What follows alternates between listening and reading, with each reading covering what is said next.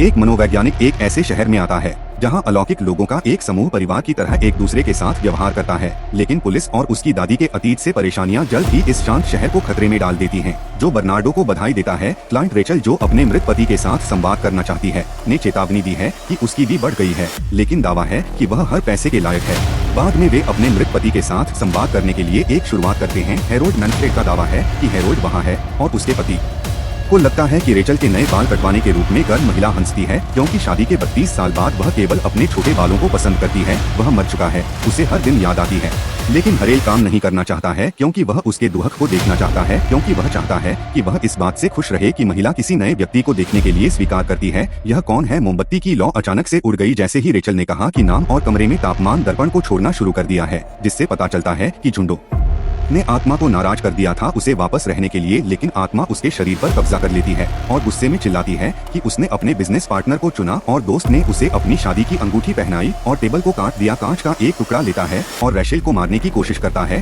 ताकि वे फिर से एक साथ हो सकें, लेकिन मैनफ्रेड मैन और सिर्फ अपने शरीर पर नियंत्रण पाने के लिए और उसे वापस खींचने की तुलना में मैनफ्रेड को हटा दे पर देने मजाक में कहा कि रेचल के जाने के बाद हैरोल्ड को बदलाव से घृणा करनी चाहिए, क्योंकि वह अपनी वेबसाइट पर जाता है।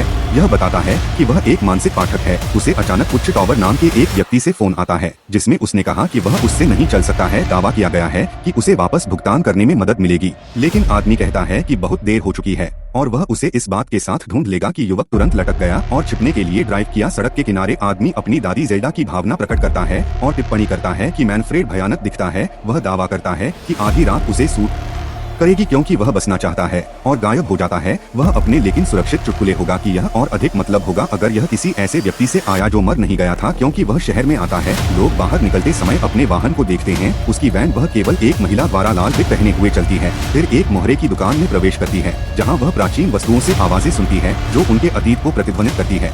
फिर बोबो से मिलती है नए मकान मालिक। वे अपने नए घर में जाते हैं और मकान मालिक कबूल करता है कि उसने नाटक को पढ़ने की अनुमति देने से पहले उसकी जांच की, यह जानते हुए कि वह एक मानसिक व्यक्ति है। वह उसे 1 महीने की पेशकश करता है घर पर मुफ्त में किराए पर ले अगर मैनफ्रेड कुछ अपने मंगेतर को खोजने में मदद करता है, लेकिन आदमी यह दावा करने से इनकार करता है कि वह एक वास्तविक मानसिक नहीं है और वह रात में लोगों को पढ़ने में अच्छा है। एक डिनर ने होम कुकिंग को भोजन का आदेश देने के लिए काउंटर क्रीक 20 साल में लड़की को जाने के लिए कहा कि वह नए किराएदार को मारती है। युवा लड़की अपनी आरवी कार की तारीफ करती है और कहती है कि वह गैस में अपने पिता और छोटे भाई के साथ रहता है और वह फिर उसे एक कमरे में आमंत्रित करता है जहां आधी रात के निवासियों ने शेष रात्रि भोज को वार्षिक रूप से शहर में रहने के लिए निर्धारित किया था। कमरे में पिकनिक मनाने के लिए उसे ओलिविया की जरूरत होती है, जो पहले लाल विग वाली लड़की थी और पोरिया के रूप में अच्छी तरह से ब्रिजर के रूप में लीन अच्छी तरह से। सलाहकारों ने उसे दिलचस्पी के साथ नहीं देखने के लिए कहा। पिता आसपास है क्योंकि वह किसी को ओलिविया के साथ खिलवाड़ करने के लिए नहीं छोड़ता है, क्योंकि मैनफ्रेड मेज पर नीचे बैठता है क्योंकि मेज पर ग्रेट वेट्स फिर से लुसिफेर के बेटों को ताना मारता है। इस महीने के साथ अच्छी तरह से लीची आदमी के लिए यह खुद को ठीक करने के लिए ऊर्जा है, क्योंकि वह चिंतित है कि वह कुछ ऐसा होगा जो उसे जारी करेगा, क्योंकि वह एक महिला के साथ पुरुष के ध्यान को भ्रमित करने से इनकार करने में सक्षम है। और व्याकुल मैनफ्रेड पूछता है कि वह क्या है,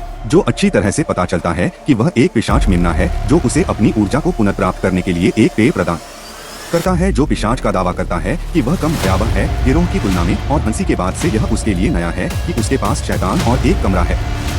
मानसिक रूप से मानो पिशाच गर्दन से खून नहीं चूसता है, लेकिन अच्छी तरह से दावा करता है कि हमेशा एक विकल्प क्रीक उसके भोजन परोसता है और उसे कल पिकनिक पर आमंत्रित करता है। लेकिन आदमी ने फ्रेड किया यकीन है कि लेन अच्छी तरह से उसे प्रोत्साहित करता है कि आधी रात अलग है और दिन के उजाले में है।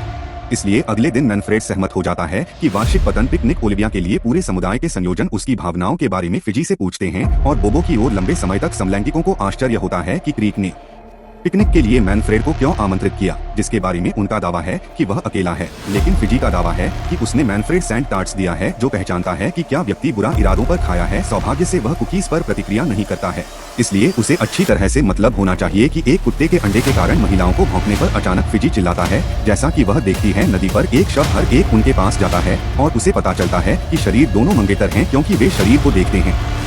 मैनफ्रेड उसकी आंखों को देखता है जो उसे देख रहे हैं। उसे शेरिफ लिविंगस्टन ने सभी को निर्देश दिया कि किसी को भी प्राधिकरण प्राप्त करने के साथ शहर छोड़ने की अनुमति नहीं है, तो अधिकारी टीना गोमेज स्पॉट ने ध्यान दिया कि वह शहर में नया है। उसने पूछा कि उसने क्यों चुना आधी रात को स्थानांतरित करने के लिए, जिसमें वह दावा करता है कि यह शांत और सस्ता। टीना टिप्पणी है कि यह सस्ता है क्योंकि कस्बों में मनोगत बच्चों के साथ संबंध हैं, यहाँ तक कि एक दूसरे को चुनौती देने के लिए भी चुनौती देते हैं, जो पूर्णचंद रमाओ पर सड़क की तरह है जब रक्षा करते हैं कि लोग अच्छी टीना टिप्पणी करते हैं कि फिजी लड़कियों को पसंद कर सकता है, या एक ऐसा व्यक्ति है जो सिकुड़ जाता है कि वह दोनों परेशान नहीं हो सकता है। इस बीच लिविंगस्टन ने पूछा कि बोबो ने 2 सप्ताह तक गायब रहने के बावजूद उसे लापता होने की सूचना क्यों नहीं दी, लेकिन बोबो का मानना है कि वह रात में अपनी पिछली असहमति के कारण दूर चली गई थी।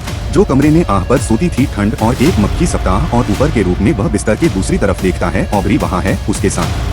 बिस्तर से कूद वह उसे छोड़ने की मांग करता है, कह रही है कि वह नहीं करता है। वहाँ अभी भी ऑब्री अधिकार खिड़की पर मदद करते हैं, इसलिए मैनफ्रेड सहायता करने के लिए सहमत है, लेकिन केवल सावधानियों के साथ अपने तरीके से। अगले दिन बोबो उसे ऑब्री फिजी नोटिस का प्रस्ताव का एक वीडियो देखता है। उसकी उदासी इसलिए वह नाश्ता लाती है और कुछ कंपनी की पेशकश करती है। इस बीच मैनफ्रेड अपने कंटेनर को पवित्र पानी से भरने के लिए चैपल में जाता है। क्योंकि वह प्रवेश करता है, वह अचानक दीवार पर एक अजीब पेंटिंग को नोटिस करता है। श्रद्धेय उसके पीछे यह पूछते हुए दिखाई देता है कि क्या वह पवित्र जल ले रहा है। वह युवक के लिए पवित्र जल भरता है और उसे रविवार की सेवा में आमंत्रित करता है यदि वह ज्यादा बोबो में रुचि रखता है, और बच्चों के लिए हमारी हवा की इच्छा के बारे में फिजी बनाता है। लेकिन वह एक कुत्ते को पाने के लिए समझौता करता है जो सिर्फ बोबो से बात करने के लिए आता है, लेकिन आदमी और फिट रहने के लिए फिजी बैठता है। उन्हें सूचित किया कि एक बंदूक की गोली के घाव के कारण ऑब्रे की मृत्यु हो गई और उसका असली नाम डूब गया। जाहिर तौर पर ऑब्रे हैमिल्टन लोवी था, जो उन्हें भ्रमित करता है क्योंकि वह बोबो से जुड़ा हुआ था। लेकिन शेरिफ को पता चलता है कि वह शादीशुदा था, एक सफेद नस्लीय सूची में, और लूसीफर सदस्य पीटर के बेटे को 5 साल पहले वह 3 साल की अवधि की सेवा के बाद जेल से बाहर आया और पुलिस ने उसे जीवित नहीं पाया। दुहकी आदमी को उससे संपर्क करने की सलाह देता है यदि पीटर अपने हाथों में मामलों को लेने के बजाय दिखाता है, जबकि मैनफ्रेड अपने अनुष्ठान को शुरू करता है और संवाद करने के लिए एक उइजा बोर्ड का उपयोग करते हुए ऑब्रे को बुलाता है। उसके साथ ऑब्रे ने प्लांट चैट आगे बढ़ाना शुरू कर दिया है, लेकिन बहुत तेज है, इसलिए इसे स्थानांतरित करने के लिए आदमी और संरचना कम है कि वह शब्द बेका खुराक को मंत्र देता है। दुर्भाग्य से इस पर कहना है, अनचाहे आत्माओं के झुंड द्वारा बाधित एक नारंगी प्रकाश भी फर्श के नीचे चमकता है। इससे पहले कि वह बाहर धकेलता है, वह कमरे से बाहर भाग जाता है, जैसे कि लड़कियों में से एक उस पर आरोप लगाती है। फिर दरवाजे के घुंडी पर एक चेतावनी वस्तु रखता है ताकि भूतों को कहीं और रखा जा सके। शेरिफ साक्षात्कार में ऑड्रे के बारे में श्रद्धेय का साक्षात्कार करता है। वह शेरिफ के प्रारंभिक मूल्यांकन लिविंगस्टन के विपरीत बहुत अच्छी तरह से नहीं जानता था। अपराध स्थल की अनुष्ठानिक प्रकृति का उल्लेख करता है और श्रद्धेय ने पाया कि यह बुराई है और इस टीना के दौरान किसी भी चीज से अधिक निराशाजनक है। जादू टोना के साथ उसकी भागीदारी के बारे में फिजी का सामना किया, जिसके बारे में माना जाता है कि व्यापक पशु बलिदान को शामिल करने के बाद टीना जाती है आदमी के दोस्त के घर, तो वह तुरंत दरवाजे को कवर करता है क्योंकि वह अधिकारी को नोटिस करता है कि वह अजीब है। इसलिए वह घर के चारों ओर देखता है, लेकिन आदमी जोर देकर कहता है कि उसका कोई लेना देना नहीं है। जब से वह नया है तब से सभी हवा में मौत हो जाती है। वह उस पर संदेह करती है क्योंकि वह सोचती है कि उसकी नौकरी एक मानसिक के रूप में है, अपनी क्षमताओं को साबित करने के लिए एक झूठ है। आदमी ने अधिकारी से एक खुराक बाद में पैक करने के बारे में पूछा। अधिकारी शहर के पानी के थैले को पैकेज में ले जाते हैं क्योंकि उन्होंने उस क्षेत्र की खोज की जिसमें वे पानी में एक बंदूक पाते हैं। जब शब्द टीना उसके लिए आदमी को छोड़ देता है और ओलिविया इसे देखती है, उसके अपार्टमेंट की खिड़की से वह वी पर आरोप लगाता है कि जेल्डा ने उसे आधी रात को उसके आश्वासन के बावजूद यह आश्वासन दिया कि यह सुरक्षित होगा कि वह बचाव करती है कि उसने उसे गुस्से में एक भीड़ को बुलाने का अनुमान नहीं लगाया था। आत्माओं ओलिविया अप्रत्याशित रूप से आदमी पर दिखाती है क्योंकि यह दरवाजा उलझन में है। वह बताती है कि वह एक अग्रणी थी जिसे वह अचानक इनकार नहीं करती है। वह उसे चेहरे पर मारती है, बाद में उसे बेहोश कर देती है। फिजी भूत ओलिविया के कमरे में, लेकिन एक कुर्सी के लेन में बंधे हुए मैनफ्रेड को भी अच्छी तरह से पाता है क्योंकि ओलिविया उसे बंदी से पूछती है कि क्या वह पुलिस के लिए काम करता है या उसके पिता ने उसे भेजा है। वह कहता है कि कोई अचानक मेने को अच्छी तरह से नहीं कहता है कि वह उब रहा है और भूखा है। इसलिए फिजी ने मैनफ्रेड से आग्रह किया कि वे उन्हें बताएं कि वे संघर्ष से बचने के लिए क्या जानना चाहते हैं। आदमी को पता चलता है कि उसकी दादी ने उसका नेतृत्व किया आधी रात को अपने आश्चर्यचकित मेने के लिए सुरक्षित होना। अच्छी तरह से जानता है कि इल्डा को इस बात की जानकारी नहीं थी कि वह 1 साल पहले गले के कैंसर से मर गई थी। यह दावा किया गया था कि वह किसी ऐसे व्यक्ति से भाग रही थी जिसने कोशिश भी की थी उसे मारने के लिए। जब से जेल्डा को उसके गलत काम के लिए मारे जाने के लिए देर हो गई थी क्योंकि वे पेबैक के लिए बदल गए थे। पुलिस के साथ उसके संबंध के बारे में बात करते थे और उसने उन्हें कैसे बताया उन्होंने ऑब्रे के बारे में जो सीखा। इसलिए वे अपने रहस्यों में नहीं खोदेंगे क्योंकि परिणामस्वरूप लेन अच्छी तरह से महिलाओं को उसे छोड़ने का निर्देश देता है क्योंकि आदमी फ्रेड उनमें से एक है जो पीढ़ियों से आधी रात को था। उनके जैसे लोगों के लिए एक आश्रय कुछ बंद हो जाता है और इस बड़े की तरह आगे बढ़ता है, जबकि अन्य लोग इसे अपना घर बनाते हैं। इससे यह उत्सुकता पैदा होती है कि दूसरे क्या हैं, लेकिन ओलिविया मेने को अच्छी तरह से दावा करने से इनकार करते हैं कि ओलिविया और बोबो खुले दिमाग वाले इंसान हैं। जब तक वे शांत होते हैं तब तक मनुष्य उन्हें स्वीकार करते हैं, लेकिन स्पष्ट मौत पूछताछ की तुलना में उस मैनफ्रेड के विपरीत है। आधी रात को अद्वितीय वीजी प्रतिक्रिया के बारे में जो आधी रात को असाधारण है क्योंकि यह मजबूत जादुई ऊर्जा पर टिकी हुई है जो जीवित और मृत के बीच की रेखा को वास्तव में पतली बना देती है, जिससे यह एहसास होता है कि यूं जेल्डा को यह पसंद आया कि लेन अच्छी तरह से भ्रम की स्थिति के लिए माफी मांगता है क्योंकि मैनफ्रेड बाद में छोड़ने के लिए तैयार हो जाता है। लूसीफर के बेटे के सदस्यों को मोहरे की दुकान पर दिखाई देता है।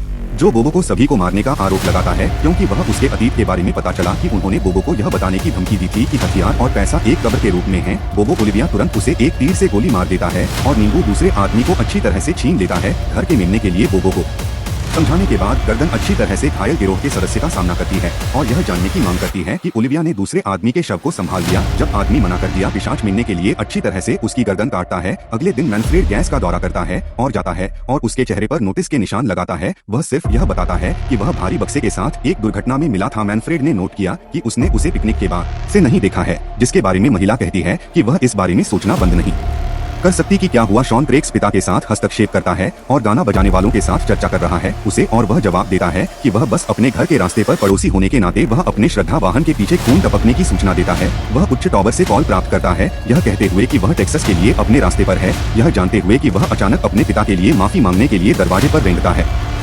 लेकिन मैनफ्रेड का दावा है कि वे ठीक हैं। वे उसे एक बियर के लिए आमंत्रित करते हैं, जिसे वह इस बात से सहमत करता है कि आधी रात ऐसा कुछ नहीं है जैसा उसने सोचा था, और वह सहमत है। लेकिन जगह अच्छी कहानियां बनाती है। इस आदमी के साथ यह पूछा गया कि क्या वह एक लेखक है, लेकिन वह यह नहीं कहती है कि वह चाहती है कि उसका भाई घर छोड़ दे क्योंकि वह स्कूल लौट आएगी, क्योंकि उसके पिता के साथ रहना मुश्किल है। जब उसकी माँ की मृत्यु हो गई तो उसके पिता बदल गए, इसलिए वे आधी रात को अपनी यादों को छिपाने के लिए स्थानांतरित हो गए। जब वह उस लड़की के रूप में जानी जाती थी जो उसकी यादों से छिपी थी, शैतानों के साथ रहते थे। हालांकि यह उसकी वास्तविक जीवित स्थिति से बहुत दूर नहीं था। वह टिप्पणी करती है कि आधी रात को उसके परिवार के लोगों के लिए उनके स्थान पर लोगों के बारे में साझा करता है, जैसे कि एक आदमी जो बढ़ सकता है, पंख और घड़ियां हर किसी के ऊपर, और बोबो जो दयालु हैं लेकिन कभी भी अपने परिवार के बारे में बात नहीं करते हैं या जहाँ से वह आया है। उसने यह भी देखा है कि श्रद्धेय एक हाथ से जमीन से बाहर एक गुरुत्वाकर्षण खींचते हैं और दावा करता है कि वह अपने पालतू कब्रिस्तान के साथ जुनूनी है। अतिरिक्त रूप से फिजी अनुष्ठान करता है। और एक बात करने वाली बिल्ली की टिप्पणी है कि ओलिविया के पास किसी से भी अधिक रहस्य हैं और हथियारों से भरी एक कोठरी का मालिक है। उसके घर ओलिविया को एक अच्छी तरह से भुगतान करने वाली हिट को पारित करने के लिए मजबूर किया जाता है, क्योंकि उसे शहर के मेमने को छोड़ने की अनुमति नहीं है। उसके गुस्से को अच्छी तरह से नोटिस करता है, इसलिए वह इसे कुछ दूर ले जाने की पेशकश करता है। ओलिविया स्वीकार करता है, इसलिए वह बैठती है और कुओं को हथियार देती है, जिससे उसे उसके बाद के क्रीक से जोंक का दावा है कि मैनफ्रेड आधी रात में अच्छी तरह से फिट बैठता है, क्योंकि वह एक मानसिक व्यक्ति है। यह कहता है कि यह एक पारिवारिक व्यवसाय है, क्योंकि वह जिप्सी भाग्य टेलर की एक लंबी लाइन से आया था, जैसे कि वह उसे एक रीडिंग दे सकता है, जिसके लिए वह बाध्य करता है, क्योंकि वह अपने हाथों को रखता है। वह कहता है कि उसका जीवन लंबा होगा, वह दुनिया को देखने और उसकी आत्मा दोस्त क्रीक मैनफ्रेड सूचित पूरा होगा कि अगर वह उसे चुनने के लिए थे, यह अब एक महान समय होगा। इससे पहले कि वह, हालांकि पुलिस रोशनी पास में फ्लैश करता है, इसलिए वे तुरंत जांचते हैं कि सड़कों पर क्या हो रहा है। लिविंगस्टन आधी रात के रूप में हमारी हवा की हत्या के लिए बोबो को गिरफ्तार करता है या उन्हें घेरता है कि फिजी ने एक खोज की कि बोबो ने ऑब्रे को नहीं मारा क्योंकि वह उससे प्यार करता था। शेरिफ ने जोर देकर कहा कि बंदूक के बाद से वे बोबो से संबंधित हैं, क्योंकि अधिकारी पहले से ही मानते हैं कि बोबो दोषी है। लेन अच्छी तरह से घोषणा करता है कि वह उन पर भरोसा नहीं करता है जो उन्हें भरोसा नहीं है उसे या तो। लेकिन पिशाच ने उसे क्रोध से बाहर युद्ध शुरू करने से चेतावनी दी है कि फिजी पुलिस की कार को कुचलने के लिए अपनी क्षमताओं का उपयोग करता है, और कहा कि टीना को पता है कि फिजी ऐसा कर रहा है। लेकिन शेरिफ जोर देकर कहता है कि जो वास्तविक रूप से वास्तविक नहीं है वह श्रद्धेय है, और ओलिविया ने उसे शांत कर दिया, इसलिए कार को अधिकारियों के रूप में छोड़ दिया। जैसे कि बोबो मैनफ्रेड ने दावा किया कि वह मदद करेगा, हालांकि वह कर सकता है, लेकिन जब वह घर लौटता है तो उसे पता चलता है कि पूरा घर नारंगी चमक रहा है, क्योंकि मानसिक रूप से अंदर की आत्माओं को पता चलता है कि आधी रात में उसके लिए और अधिक परेशानी हो सकती है। सूचनाओं को चालू करने के लिए, इस तरह के और अधिक वीडियो देखने के लिए, सदस्यता ली और देखने के लिए धन्यवाद की प्रवृत्ति में मदद करने के लिए एक तरह से छोड़ दें।